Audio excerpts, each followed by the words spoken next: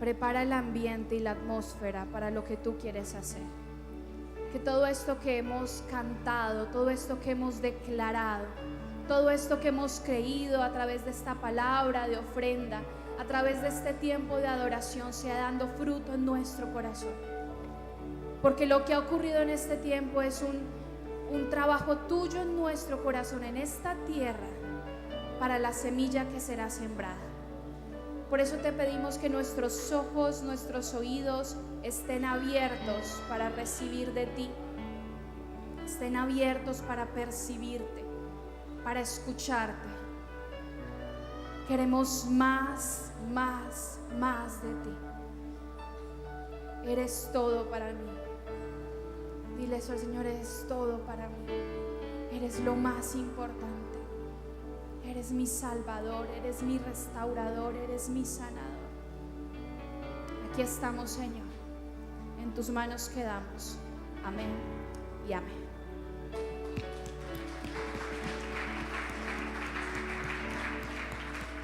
Bueno, pueden tomar su lugar.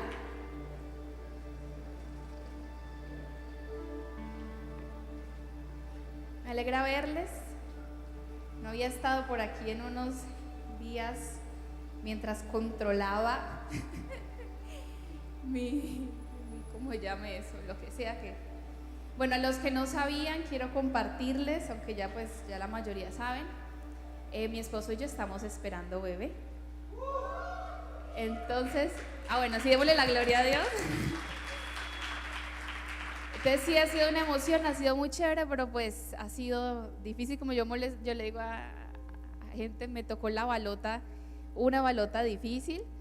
No, el embarazo va bien, gloria a Dios, todo bien, solo que las náuseas han sido bravas, ha sido algo bravo, pero pues aquí estamos ya un poquito más regular. Si salgo corriendo ya saben para dónde corrí, pero pues yo le entregué esto al Señor y yo le decía al pastor, esta es mi batalla, pues tengo que pelear esto. Si me quedo excusada en que físicamente no me siento bien, en que no me dan las fuerzas, o que estoy mareada, o que tengo náuseas, pues voy a tener siempre una excusa para alejarme de Dios. Y lo peor es poner de excusa a mi bebé para alejarme de Dios, ponerlo como pretexto para no estar con Dios. Y desde el principio yo voy a cortar con eso. Le dije: yo no voy a dar espacio al diablo para alejarme del propósito, porque si Él me está permitiendo vivir esta experiencia es por un propósito, y no voy a permitir que el propósito me aleje de la razón por la cual estoy en Dios. Entonces aquí estamos, cualquier cosa me tienen paciencia, ahí tenemos plan B, plan C, los que hayan. Bueno, entonces antes de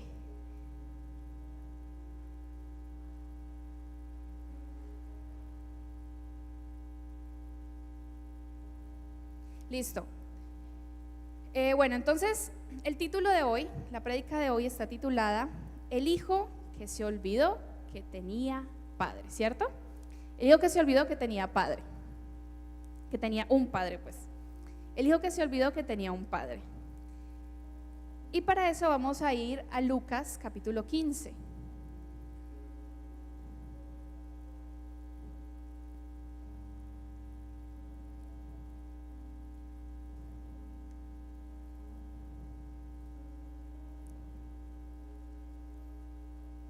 Desde el versículo 11, y dice así: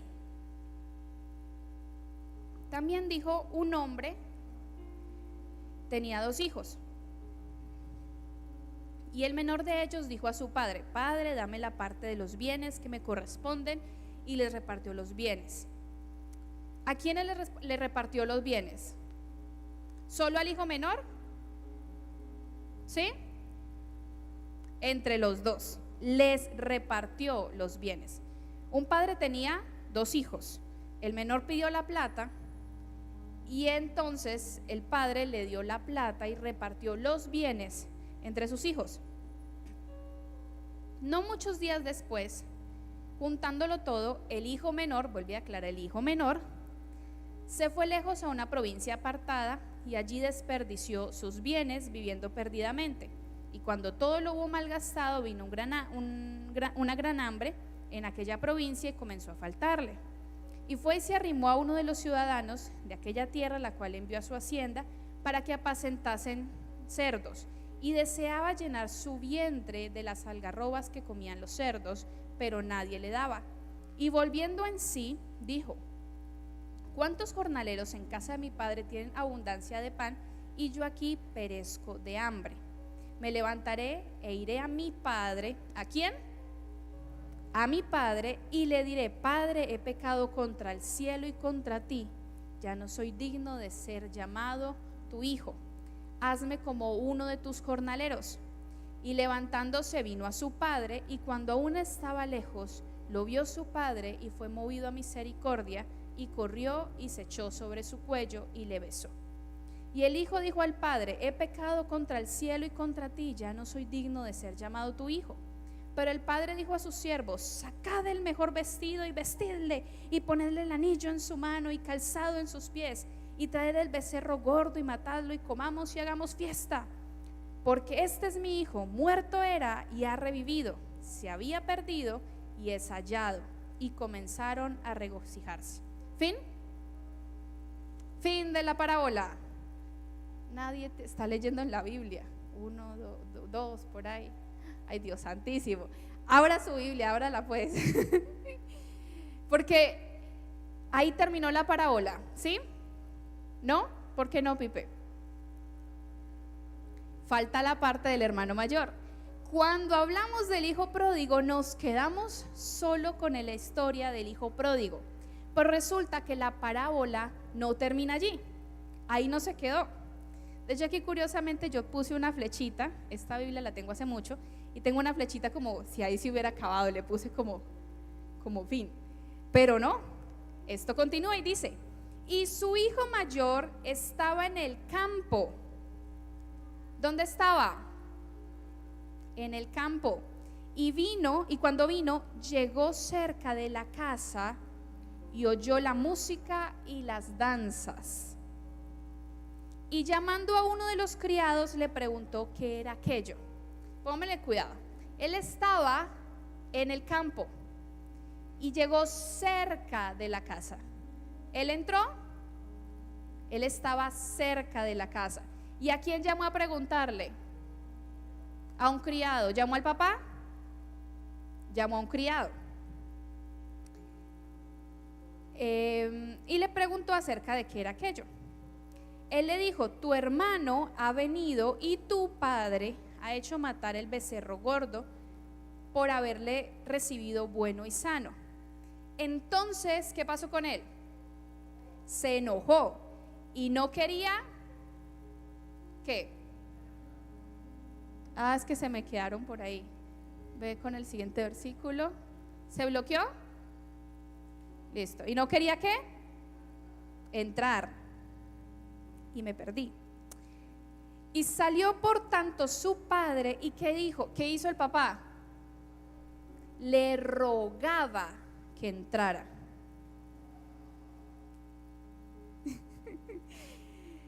Mas él respondiendo dijo al padre: he aquí, tantos años te sirvo, no habiéndote desobedecido jamás, y nunca me has dado ni un cabrito para gozarme con mis amigos. Pero cuando vino tu hijo, que ha consumido tus bienes con rameras, has hecho matar para él el becerro gordo. Entonces él le dijo, y los que trajeron su Biblia, los que tienen el celular, subrayen este versículo 31. Hijo, tú siempre estás conmigo y todas mis cosas son tuyas. Mas era necesario hacer fiesta y regocijarnos, porque tu hermano era muerto y ha revivido, se había perdido y es hallado. Si yo les digo el título, el hijo que se olvidó que tenía un padre, ¿de quién creen que voy a hablar? Del hermano mayor. Exactamente, me están cogiendo el hilo. Muy bien. Conocemos la historia del hijo pródigo y nos sentimos chévere identificados con el hijo pródigo. Y cuando escuchamos sobre el hijo pródigo, cuando hay una canción y corro a los brazos de mi padre, uno feliz con ser el hijo pródigo, con ay, y ay, sí. Pero se nos olvida que la parábola estaba específicamente enfocada para el hermano mayor. ¿Por qué? Vamos al capítulo 14, creo exactamente.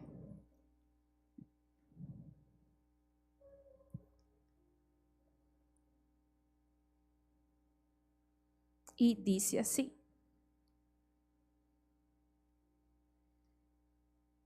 Dame un momentico. Primero en el capítulo 14, al principio, en el versículo 1, nos cuenta de Jesús en la casa de un gobernante que era fariseo.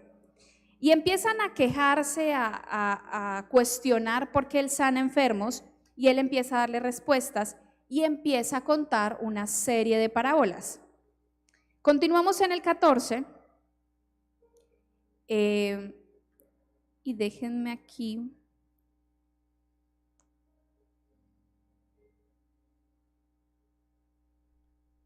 Y entonces en el capítulo 14, el versículo 15, le dice: oyendo esto, uno de los que estaban sentados con él a la mesa le dijo: bienaventurado el que coma pan en el reino de Dios. Y entonces Jesús le dijo otra parábola.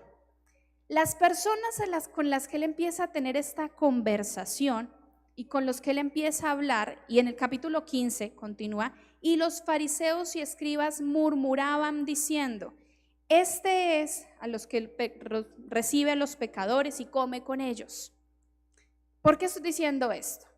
Toda esta serie de parábolas que Jesús estaba contando, la estaba contando para fariseos, para personas que estaban sentadas comiendo con él, y para personas que ya conocían de Dios, que ya conocían a Jesús, que ya conocían de su amor, que ya sabían algo de quién era Jesús.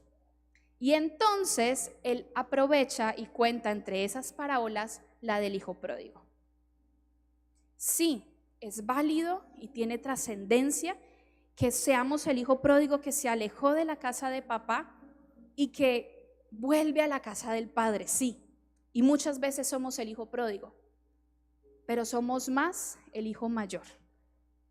Somos más el hijo que se quedó en casa y que perdió a su padre, que no se ha dado cuenta que tiene un padre. ¿Por qué vamos a hablar este tema? Porque estamos en junio y este es el mes del padre, mes de prosperidad, ¿sí?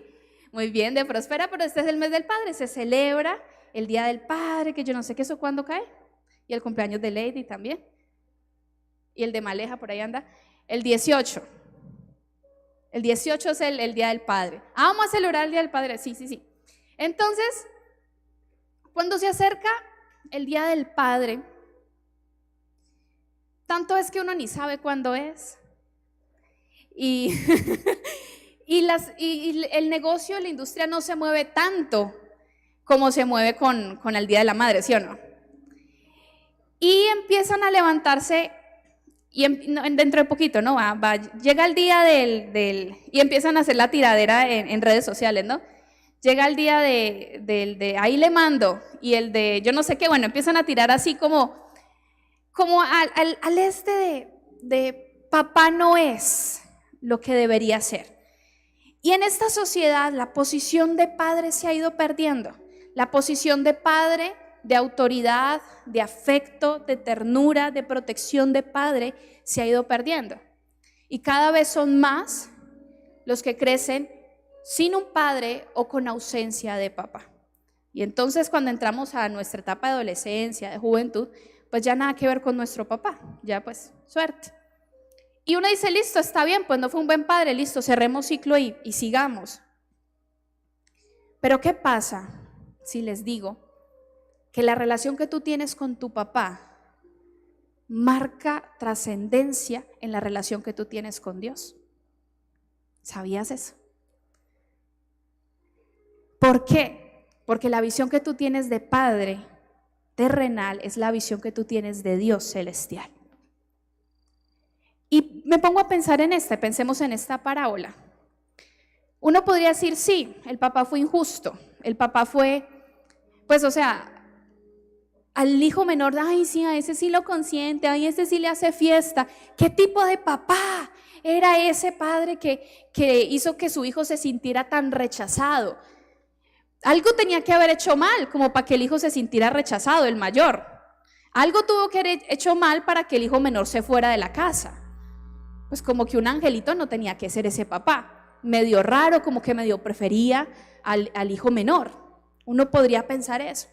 Yo me puse a pensar, ¿qué tenía de malo el papá de los dos hijos de esta parábola? Y entendí una cosa. Lo que tiene de malo ese papá es lo que nosotros interpretamos de la paternidad. Y cuando tú empiezas a pensar, es que él no es así, es que le falta esto, le falta lo otro, al padre, al hijo pródigo, así es que tenemos a Dios muchas veces. Y tenemos muchas percepciones erradas de Dios por el simple hecho de que nuestra percepción de la paternidad está errada. Porque Dios puede ser tu proveedor, Dios puede ser tu salvador, Dios puede ser tu amigo, pero Dios también es papá. Y si tú no logras reconciliar tu visión de la paternidad, siempre va a haber algo de Dios que no te gustará. Siempre va a haber algo de Dios con lo que tú te vas a distanciar. Y una de las cosas, quiero contarles, en mi vida fue eso. Mi papá creció conmigo, mi mamá, un matrimonio bien estable, súper, un buen papá. Pero una de las cosas que yo no me había dado cuenta, que yo tenía errado en la visión de paternidad, de lo que yo había tomado de mi papá, entre varias cosas, es que para mí, primero, lo que mi papá dijera era lo absoluto. Entonces, si mi papá dice es blanco, punto. Si mi papá dice salen es punto. Si no salen, punto. No había negociación, no había nada. O sea, yo salgo de mi casa y para mí la visión que yo tenía en mi cabeza es lo que diga el hombre se hace, fin de la historia. No se negocia, no se habla, no se cuestiona, punto. Y yo salgo a la vida y yo quería seguir preguntándole a mi papá qué hacer. Cómo caminar, cómo comer, cómo vestirme, todo. Yo quería, de alguna manera, no es como, ay, ¿qué voy a hacer? Sino que era como interno. Y aún con mi esposo, necesitaba saber qué pensaba mi papá y qué quería mi papá con cada cosa que yo hiciera. Y no digo que mi papá era autoritario, sino que mi visión de lo que tenía que ser, y también tal vez por la cultura de la iglesia antigua, donde solo el hombre era el pastor, solo el hombre hablaba y todo eso, se había quedado impregnada en mí. Yo tenía miedo a tomar decisiones si no me decían exactamente qué hacer. Y en mi relación con Dios también estaba impregnado de esa manera, que yo no tomaba pasos de fe porque Dios no me había dicho que los tomara. Entonces yo quería la prueba de la recontraprueba, de la superprueba para creer, para lanzarme. Si Dios no me decía, tú eres escogida, tú vas a hablar esto y Dios te va y te voy a usar, te voy a respaldar. Si Dios no me decía eso, yo no me las creía. Si en algún momento yo sentía que la presencia de Dios no estaba conmigo, como que no sentía la emoción, como que si no lloraba en la iglesia, yo sentía que Dios me había dejado porque Dios no se estaba manifestando en mí. Mi relación, mi visión errada hacia mi papá había errado mi visión hacia la paternidad de Dios. Y creía que tenía un Dios autoritario que no me dejaba pensar, ni caminar, ni moverme. Y todo era, Señor, dime qué tengo que hacer, dime qué tengo que hacer. Y dejaba pasar muchas cosas por el miedo de que si Dios no me decía, literalmente yo no me podía mover. Y así en otra cantidad de cosas. Otra de las cosas que pasó, que yo creo que le he contado hace mucho, pero cuando estaba chiquita, que mi mamá todavía no había aprendido lo que era la corrección y todo esto, y que como era la primera y mi mamá había venido de una crianza de maltrato, a mi mamá sufrió mucho maltrato cuando pequeña. Mi bisabuela era del tipo que sabía tirar el sartén bien, y literal era así, veía a mi mamá haciendo medio algo y ¡tra! El sartén a la cabeza de mi mamá. Y mi mamá, para proteger a sus hermanos, ella recibía los golpes para que no les pegaran a ellos. Entonces mi mamá creció con esa crianza así. Entonces pues quería crear bien a su hija y pues también me agarró a golpes. No me agarró a sartenzazo, gloria a Dios, ¿no? La frente que tengo no es por el sartén, es genética. Pero entonces ella empezó a utilizar esa manera no tan violenta, gloria a Dios. Pero por un momento corto, mientras ella aprendía en Dios y Dios formaba en ella, hubo ciertas correcciones que eran muy fuertes de parte de ella para mí, que generó un cierto trauma que yo creo que ya les conté, que ya perdoné y eso es otra historia. Pero en ese proceso yo no me había dado cuenta, pero lo entendí en un tiempo de ministración, en un tiempo de restauración. Mi papá en ese tiempo, en ese lapso de tiempo no hizo nada. Mi papá dejaba que las correcciones se encargara mi mamá.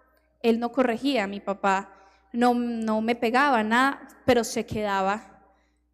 Usted es la mamá, usted sabe qué tiene que hacer. Y para mí en ese chip, en ese momento, se abrió un espacio en mi mente para pensar en un Dios que no hace nada. En un Dios que al ver mi sufrimiento, al ver mi corrección dice, te lo mereces, yo espero a que te pase.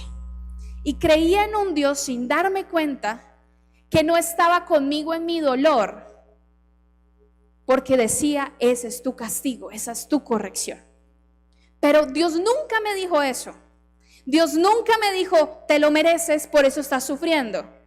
Pero mi visión errada de una paternidad terrenal me hizo percibir a Dios así.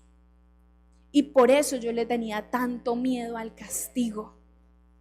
Le tenía pánico al castigo, pánico a equivocarme en un servicio, pánico a que dijera mal una palabra en una celebración, pánico a que una discípula se ofendiera conmigo por algo que hice mal y me culpaba y me juzgaba impresionante. Y me sentía la más pecadora por no haber orado, por cosas insignificantes que uno sí le debería doler, pero no debería martirizarme de la manera que me martirizaba, porque mi percepción de la paternidad estaba errada.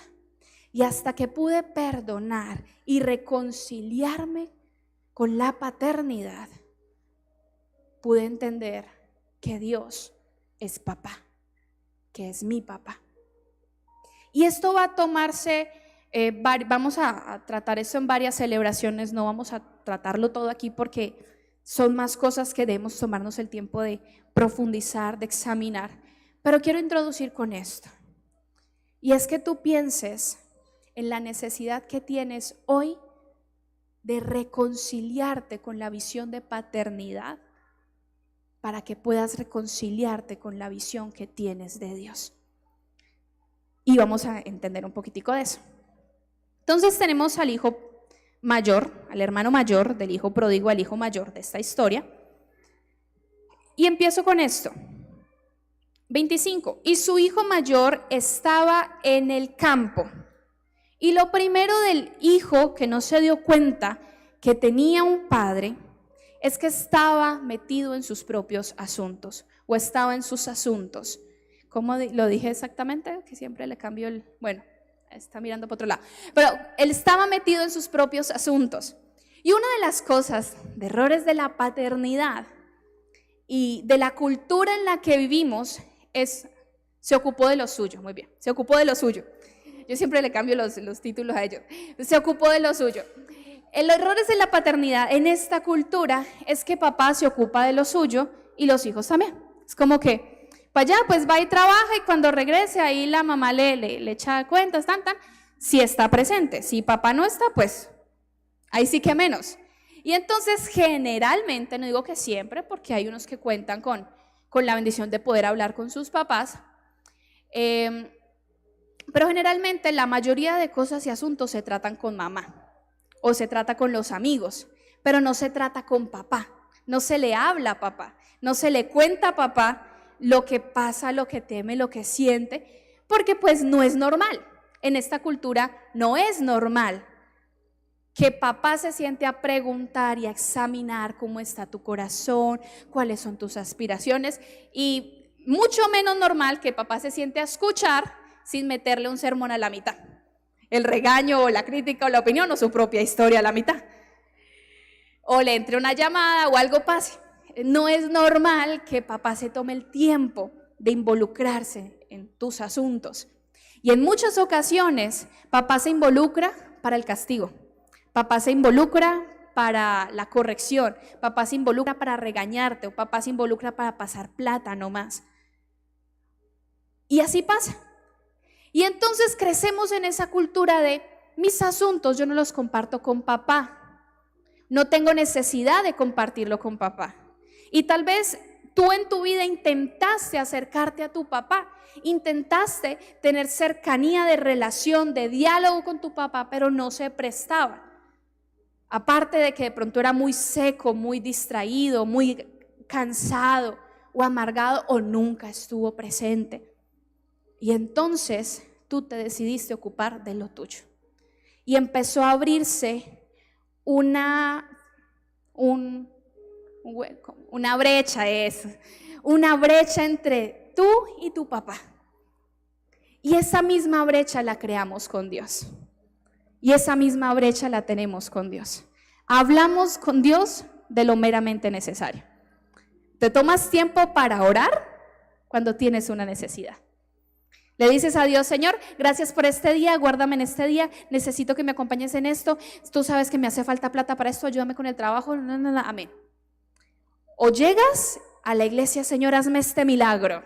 Y si me haces este milagro, vea, prometo por Chuchito que dejo esto. Y uno empieza a hacer como pactos y cosas así con Dios, como si Dios necesitara razones para ser bueno contigo, para ser padre contigo.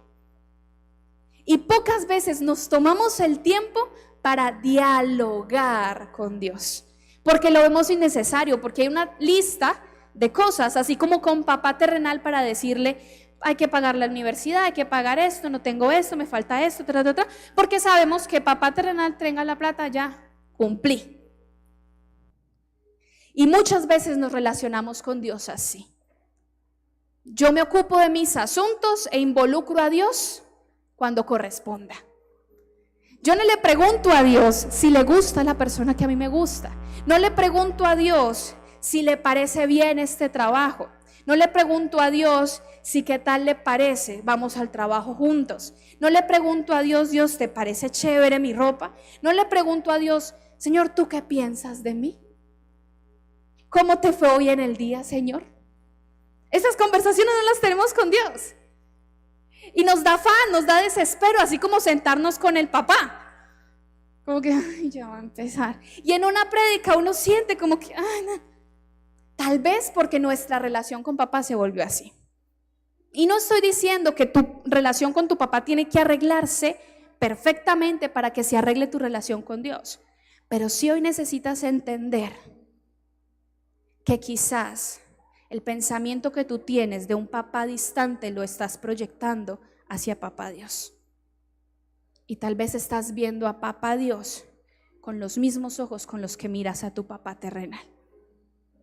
Y porque tú quieres permanecer en esa distancia con tu papá terrenal y persistes en tu herida, en tu orgullo, en tu rencor, en tu predisposición hacia él, es que sigue siendo para ti tan difícil relacionarte con Dios. Y tú dices: no, Dios es mi papá. Pero sigues teniendo problema con la palabra papá. Por eso te es difícil pensar en Dios como papá. Y eso le pasaba al hijo mayor. El hijo mayor se volvió un buen trabajador. El hijo mayor aprendió a ocuparse de sus pensamientos, a ocuparse de sus asuntos. Tanto, imagínense, que no se ha dado cuenta que el hermano volvió. O sea, el semejante fiestononón, todo lo que estaba pasando. Y ni siquiera se había dado cuenta que su hermano había vuelto. Y hasta yo me pongo a pensar, y la invitación de la fiesta, ¿qué o qué? ¿Cuándo le llegó? O sea, él tiene que escuchar la bulla para saber que había fiesta. No sé por qué. No sé cómo funciona. Pero muchas veces nos sentimos así. Y por eso muchas veces te sientes tan distante de Dios. Porque tu papá no te incluyó en sus asuntos. Porque papá hizo familia con otra. Y tú te sientes fuera de familia. Porque papá alcanza cosas, logra cosas y no te involucra. Y sientes que Dios también es así. Que Dios no te va a involucrar en sus asuntos. Ves que Dios usa a otras personas e inmediatamente tu mente piensa que Dios te sacó para poder meter a esa persona. Que si Dios le dio bendición a otra persona, se acabó la bendición para ti, como que si hubiera un bolsillito y qué pena, no te alcanzó. Que si esa persona sí encontró el amor, a ti te quitaron la oportunidad de amor porque era el turno de ella, qué fallo. Era Tim Marín, no te tocó, qué pecado. Y a veces creemos que Dios es así y pensamos que somos hijos de un hombre que nos rechaza, que nos aleja. Y tú no eres hijo de un Dios así. Dios no te ha sacado del llavero, Dios no te ha olvidado, Dios te sigue teniendo en cuenta. Y aún no puede llevar mucho tiempo, porque el problema de este hijo es que llevaba tiempo en Dios, pero seguía pensando en el rechazo y seguía sintiendo que su labor como hijo era ser y no estar. Y nos enamoramos del hacer y creemos que el mucho hacer va a hacernos ganar el amor de Dios, porque tal vez el papá terrenal nos enseñó eso, porque creímos que el que saca buenas notas es buen hijo, el que se porta bien es buen hijo, el que consigue trabajo es buen hijo. Pero el que no saca buenas notas, el que anda con malos amigos, el que no consigue trabajo, el que se le saca el genio, ya no es hijo. Y tal vez hasta papá dijo eso, usted ya no es mi hijo. Y entonces vemos a Dios así, como un Dios que dice: tú no tienes lo suficiente para ser mi hijo. Tú no tienes lo suficiente para estar entre mis escogidos. Tú no tienes lo suficiente para que yo te use. Eres demasiado irresponsable para que yo ponga mi gloria sobre ti. Eres demasiado indisciplinado, demasiado imprudente. Sacas muy malas notas como para que yo te tenga presente.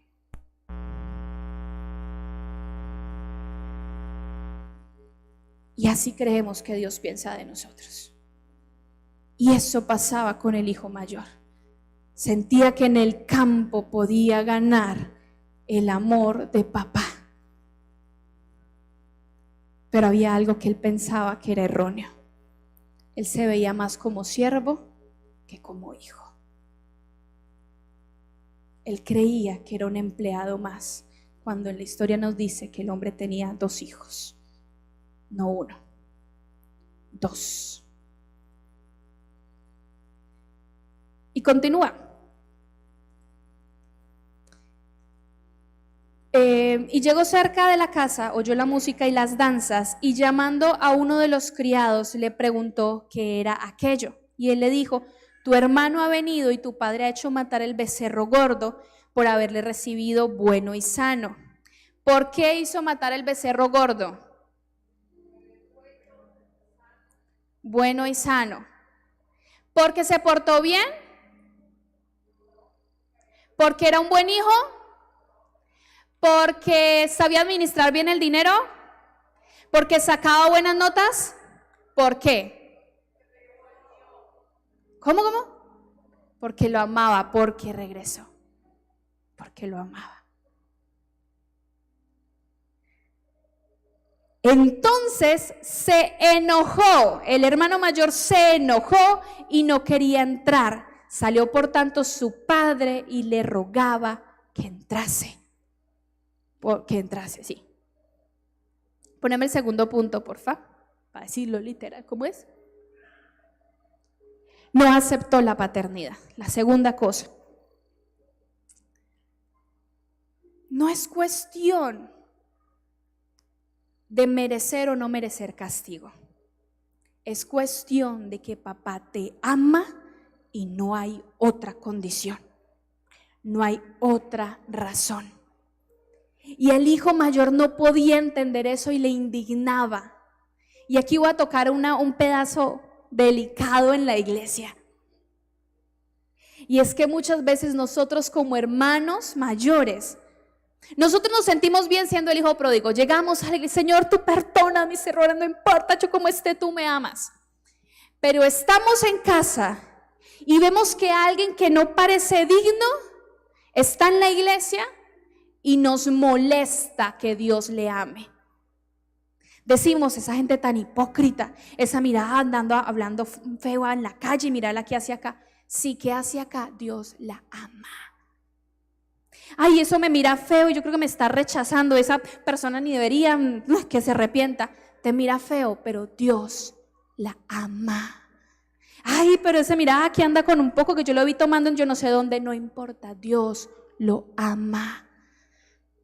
Y estamos rodeados de personas y en la iglesia nos parece que son gente hipócrita, mentirosa, falsa, yo no sé qué. Dios los ama. Y así como Dios te ama, también ama a esa persona que para ti parece que no es perfecta. Y el hijo mayor estaba tan amargado. Sí, poneme a ir ahora sí la foto. Tan indignado de estar rodeado de gente falsa sin darse cuenta que era gente amada. Era gente amada. Y tal vez tu caminar con Dios ha sido tan estorbado porque sigues mirando alrededor, esperando que la gente tenga la justicia y el castigo que a ti te dio tu papá terrenal. Olvidando que Dios te amó a ti y ama también a esa persona. Y él no quería entrar. Y estaba ahí todo enojado. Poneme la otra. Okay. Y estaba amargado y enojado. Y su papá le decía, entra, ven, quédate en casa. Y él decía, yo no quiero entrar. Allá no hablan como a mí me gusta. Y Dios no me ha bendecido como yo quiero. Y allá hay una cantidad de gente hipócrita, mira como me mira de feo, mira toda pinchada, que yo no sé qué. Allá Yesenia con sus trenzas con su novia y restregándole a uno.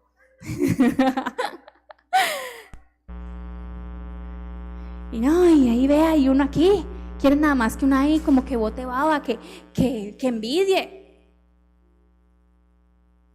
Y te pierdes la oportunidad de estar en casa solo porque no te gusta algo de alguien o algo que pasa dentro de la iglesia. Y él estaba allí, amargado, mirando con rabia. ¿Qué le impedía a él entrar y comer? Pero el orgullo muchas veces nos detiene y nos aleja del amor de Dios. Y tal vez tú dices, es que yo me siento acusado, yo me siento observado. La verdad, la mayoría de esas cosas es puro orgullo y pura mentira del diablo que quiere impedirte disfrutar del amor de Dios. Porque al fin de cuentas no importa quién te mire, si papá ya te miró con aprobación, si papá ya dijo, este es mi hijo amado en quien tengo complacencia. Si papá ya dijo, yo te amo y para mí eres importante y eres especial.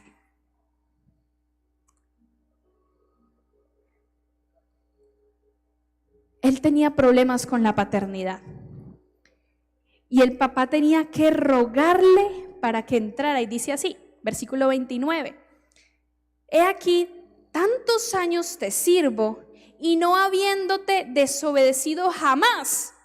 Y nunca me has dado ni un cabrito para gozarme con mis amigos. Primera cosa que ahí me resaltó. ¿Para gozarse con quién? Con los amigos. Pero el hijo pródigo, comiendo de los cerdos, dijo, hasta los siervos comen mejor que yo. Voy a pararme y voy a ir hacia papá. Y él solo pensaba, es que Dios, usted no me deja disfrutar con mis amigos, es que usted no me deja tener lo que yo quiero. ¿Cuántas peleas no hemos tenido con nuestros padres así? ¿Cuántas peleas y reclamos? No, es que usted no me deja vivir mi libertad, mi vida, es que aquí nadie me entiende. Y esa misma relación rebelde, imprudente, inmadura, incoherente que tenemos con nuestros padres, se la mandamos a Dios. Y empezamos a reclamarle a Dios, no Señor, pero es que eso seguirte, y es que vea que la iglesia no le dejan hacer nada, esa líder tan cansona y encima mío, es que vea la música a mí no me gusta, es que, y uno alegando con Dios como un adolescente. Y así proyectamos nosotros a Dios, reclamándole, creyendo que con reclamos y pataletas, Dios se compadece de nosotros. Y entonces, el versículo que les dije que resaltaran, 31, él le dijo, hijo, tú siempre estás conmigo y todas mis cosas son tuyas. Voy a contarles una anécdota chiquita. Estoy yo en la casa de mis papás, ellos viven en Palmira, y Josué llama. ¿Dónde está Josué? Por ahí. Josué llama y dice, papi, ya estoy llegando para que me recojan en Versalles. Nosotros estamos en la casa haciendo el almuerzo. Bueno, ellos porque yo no puedo leer el almuerzo. Pero bueno, están en el almuerzo y Josué llama a pedir que lo recojan en Versalles. Y yo digo, por eso ustedes saben que yo soy sincera con ustedes. Yo digo, pues que se venga a pie, que coja un motorratón. Eso hago yo. Y entonces mi papá dice, yo lo voy a recoger, hijita. No, que madure, que sea hombre, que sea grande, que se venga solo. ¿Para qué lo tiene que ir a recoger si no es un niño? Digo yo. Y mi papá me dice, bueno, yo pues así vengo yo. Y mi papá me dice, usted se viene así porque usted quiere. Pero yo cuantas veces tenga que ir por mis hijos y cuantas veces los tenga que ayudar, yo lo voy a hacer. Yo me creía la muy independiente, la muy valiente, la hija responsable que no hace sufrir a sus papás, la mayor que coge de Versalles a caminar y pasa esas cuadras bajo el sol para llegar a la casa para no pedirles y hacer ese sacrificio, porque es muy conchudo de mi parte pedirle a mis papás eso, porque yo no me vuelvo a subir en motorratones, horrible, o sin casco, esa cosa abuela y se meten por los buses así. Yo dije, en la vida me vuelvo a subir a esto. Yo era agarrada aquí volando. No, ya así. Entonces yo me voy a pie y yo llegaba sudando por un sacrificio que no era necesario. Porque cuantas veces mi papá pudiera irme a recoger, lo haría. Y muchas veces nosotros somos así. Ahí en caso yo fui la hermana mayor, el hijo mayor, y mi hermano el menor, que sí la entendió, sí la pilló, y él aprovecha y saca jugo, a ese apoyo a mis papás todo lo que puede. Y yo decía, qué conchudo mi hermano. Pero entendía, y ese fue mi momento de revelación. No es conchudo, es inteligente. Acepta la paternidad. Y nosotros muchas veces nos hacemos los sacrificiales, porque tal vez en casa aprendimos así. Aprendimos que hay que sacrificarnos, que hay que aguantar, que entre más aguante, entre más usted se quede callado, mejor. Y usted tragaba las lágrimas para que no le pegaran más, para que llore para lo que sí. Entonces usted se aguanta las lágrimas, se hace el valiente, se hace el fuerte. Y alguien una vez, o yo lo he escuchado bastante, pero ahorita no me acuerdo literal, pero más o menos dicen así, son dichos normales, como, Señor, yo no te pido nada, no me des nada, quítamelo todo, pero al menos dame esto. El sacrificio. Ay Dios, si yo renuncio a todo y me quedo sola, pobre, pero dame esto. Y si usted más bien le dice a Dios, Señor, yo quiero todo, ¿no? Muy inteligente, como mi hermano. Reflexión del día de hoy, sé como mi hermano. Pero a veces somos así y le pedimos pedimos a Dios chiquito. Y le pedimos a Dios poco y a veces ni le pedimos. Y después decimos, Señor, pero yo he hecho tanto por ti. Y Dios te dice, es que es lo que hagas por mí lo que trae mi amor y mi bendición para ti. ¿Dónde dice la Biblia? Si haces 10 cosas te daré. ¿No lo dice? Primera Carolina. ¿No dice eso? Con amor eterno te he amado y por tanto te extendí mi misericordia. Tú eres mi hijo amado y en ti tengo complacencia. Pídeme y te daré por herencia las naciones y como posesión tuya los confines de la tierra. Nos acostumbramos a pedirle a un papá que nos decía, no hay plata. Nos acostumbramos a pedirle a un papá que decía, no hay, no se puede. Aterrice, mijito, ponga los pies en la tierra porque esas cosas no pasan. Está pidiendo mucho, ya hoy no hay. ¿Usted cree que la plata sale de los árboles? Nos acostumbramos a que nos dijeran que no hay. ¿Para qué le pido si no me va a dar? O más peor, se acostumbraron a sacarle la plata al papá cuando está borracho.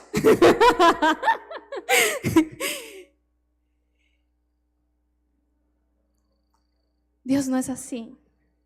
Dios no es así.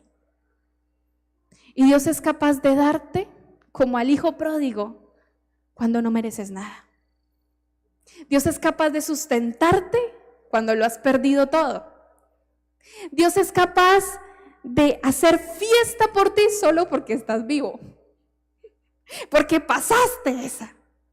Señor, me rompieron el corazón, estoy vuelto nada, no merezco que nadie me ame, que me mire. Y Dios quiere hacer fiesta. Porque al menos algo te quedó de corazón. Algo quedó ahí después de todo ese destrozo. ¿Qué pasó? ¿Salió el video?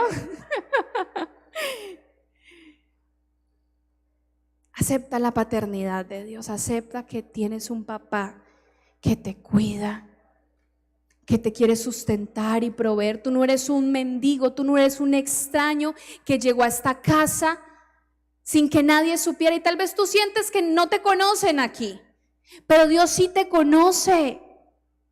Dios sí sabe cuál es tu necesidad, porque Dios es tu papá.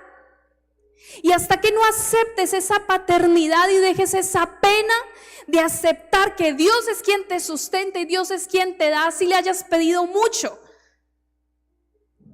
y hasta que no sueltes eso, vas a seguir viviendo en una vida de miseria, caminando, chupando sol, creyendo que eres buen hijo, cuando podías ir tranquilo en carrito, haciéndote la víctima. Dios no sabe cuánto he sufrido. Es que no necesitabas sufrir. Necesitabas que Él te amara. Necesitabas que Él te amara. Y tal vez muchos están esperando a un poquito más de sufrimiento para que se haga justicia en su vida. Y lo que necesitas es aceptar que Dios te ama. Que Dios te ama, que estás en casa. Y el hijo pródigo no tenía necesidad de irse de la casa para entender eso. De hecho, yo creo que él entendía más porque fue capaz de pedirle la plata al papá y saber que el papá se le iba a dar. Él tenía algo ahí como clarito de cómo era el papá. Y el hijo mayor, no sé, ahí termina la historia, pero ojalá en algún momento haya entendido que podía estar con papá, que todo lo que tenía papá era suyo y que tenía papá, que era lo más importante. Tú necesitas, y yo necesito aceptar la paternidad de Dios, aceptar que tengo un papá que está conmigo, un papá que me cuida. Abandonar y soltar todo ese rencor, toda esa rabia, toda esa falta de perdón que hay en mí en relación a papá terrenal, y aceptar que todas las fallas y faltas que tuvo ese hombre, Dios las cubre. Que Dios me ama más de lo que me ha amado mi papá terrenal, pero necesito perdonar eso. Necesito perdonar eso, soltar eso. Dios es bueno, Dios es un buen Padre. Y Dios vela por ti, Dios vela por ti. Para que cuando escuches la palabra papá, ya no sea un tormento, ya no sea un sufrimiento, ya no sea un enojo, sino la satisfacción de que tienes un Dios que es tu papá. Amén. Invitarles a que se pongan de pie.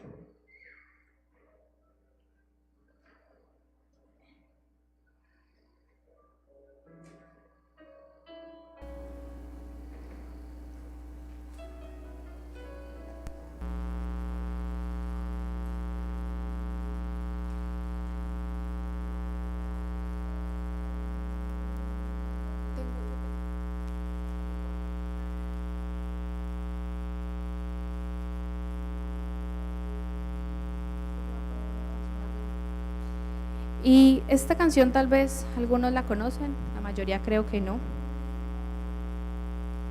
Y si puedes poner el video también está bien. Y una de las cosas que nos llama el Señor es a recibir el reino como niños, a ser niños. Y tal vez una de las cosas que yo creo que se debe es porque nuestra franja de niñez en algún momento se vició, se dañó, se afectó. Y al crecer independientes nos volvimos tan independientes que nos olvidamos de que podemos tener a papá. Pero a veces es necesario volver a ese niño, a ese bebé que es cuidado y que está en los brazos de papá. Quiero invitarte a que puedes cerrar los ojos o ver, no hay problema, pero que escuches esta canción y puedas cantarla, guardarla en tu corazón, porque tú tienes un papá, tienes un papá.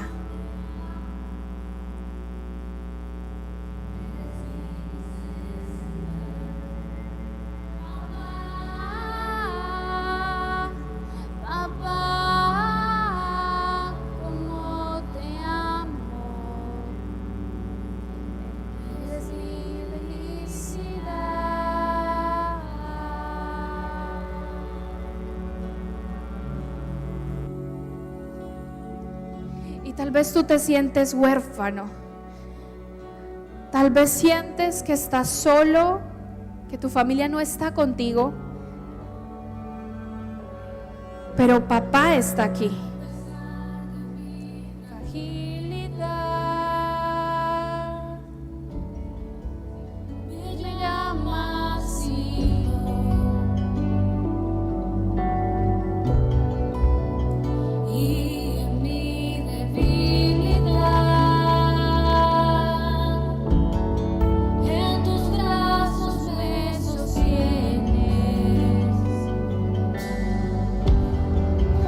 No puedo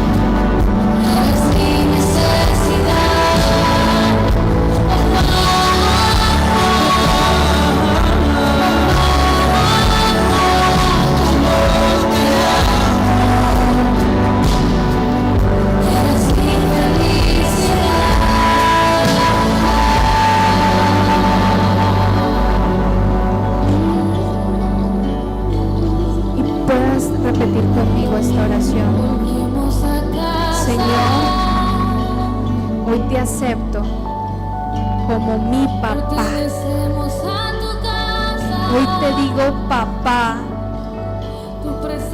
Dilo con fuerza, papá, te amo. Sé que cuidas de mí. Sé que me proteges. Sé que me provees. Sé que me defiendes. Estás orgulloso de mí. Y nunca me vas a dejar.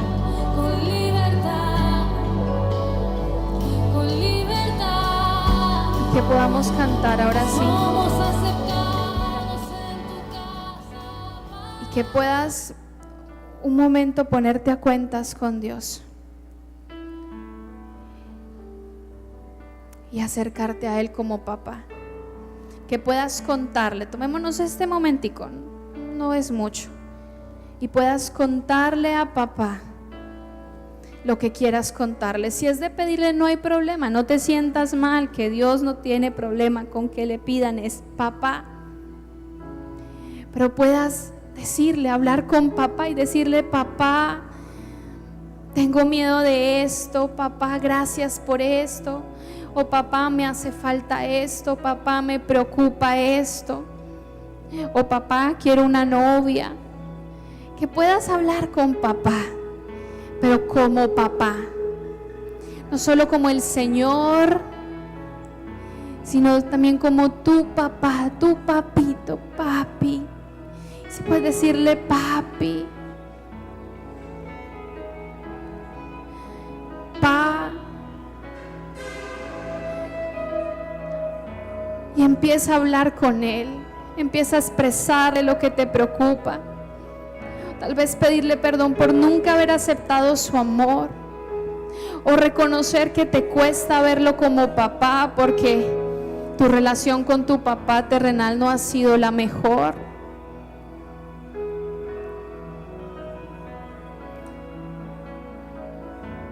Que puedas hablar con papá.